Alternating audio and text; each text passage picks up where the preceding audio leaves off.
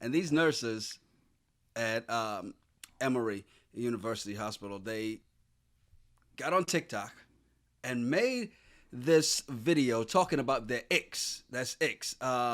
ICKS. Basically, talking about pet peeves, and they had quite a few of them.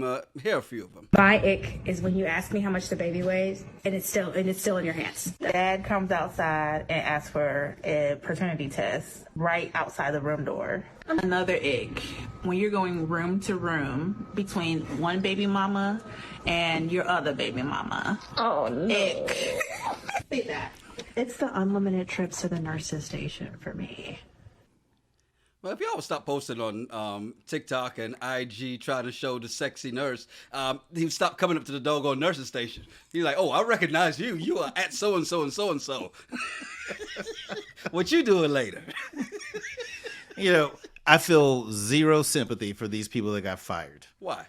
Well, normally you sign some type of social media agreement. So you got to think to yourself, you're going to post something on TikTok and talk about your work and what you do. Mm-hmm. You have to deal with the consequences of that. Mm-hmm. There's a lot of people posting on social, and you got to keep in mind, there are people out there who don't give a shit about their job. Right. Thus, if they get fired, it's fine. But if you worked hard to become a nurse, got all the education, and did everything you took to earn that job, mm-hmm. you might want to hold on to it unless you have a plan B.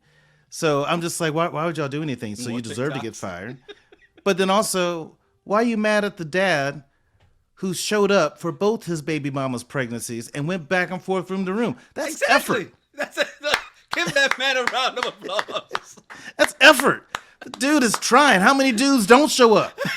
Yeah, y'all talk about the brothers not being there. You had the Nia Jackson over here talking about wanting fatherless seeds. This man is out here making sure he's taking care of this one and this one. No preferential treatment. He is handling both at the same time. Well, the one I didn't like the most is they're annoyed when they put the baby in the mother's arms for the first time, and she asks how much does it weigh. Mm-hmm. Now, I've not been in a delivery room, but I've seen a lot of TV, right? And mother just went through a whole lot of birth. She's not asking you a dumb question, and it could be dumb to you, but she just delivered a baby. Mm-hmm. Do you think she's supposed to just feel it herself? This feels like 5.7 pounds.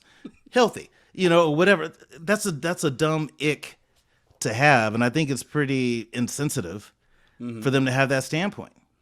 It is. I mean, and also just even posting this stuff. I mean, I get it. We sign a lot of documentation at work and never really read the fine print, right? I mean, think about it. How many people have an employee handbook and actually know what's in the employee handbook? Because you're held by the standards of that. Okay, one.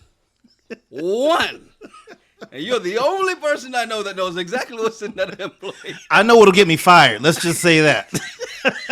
That's the important part of the employee handbook. What could I get fired for? Don't do that, that, or that. Oh, that. Exactly. The important parts. Good point. Because if you don't know what's in there, but you've signed it, and it's amazing. In any profession you go into, there are people who literally say things, you're like, you signed a document, that's why you can't do that. Because if you tell them, hey, you can't do this. Why? Because such and such. No, because you signed a document saying. And that's what happened with these women. I mean, because Emory came out saying, look, it's about the patients. And here's the problem that I have with this too. It's not just that they posted this video, but there are other patients who said they could feel the energy when they were in there, right? And I get it. You're bored at work. You're like, oh, let's do this. But that's the conversation you have at the water cooler. That's the conversation you have at happy hour amongst yourselves. You don't record it, and you don't put it on social, especially in your scrubs. You don't. And I think there's different types of jobs out there. And I think everybody has a gripe or frustration with whatever they do for a living. Mm-hmm. If your job is to take care of people or their children that they birth, shut the hell up on social. Go home, tell the story to your friend.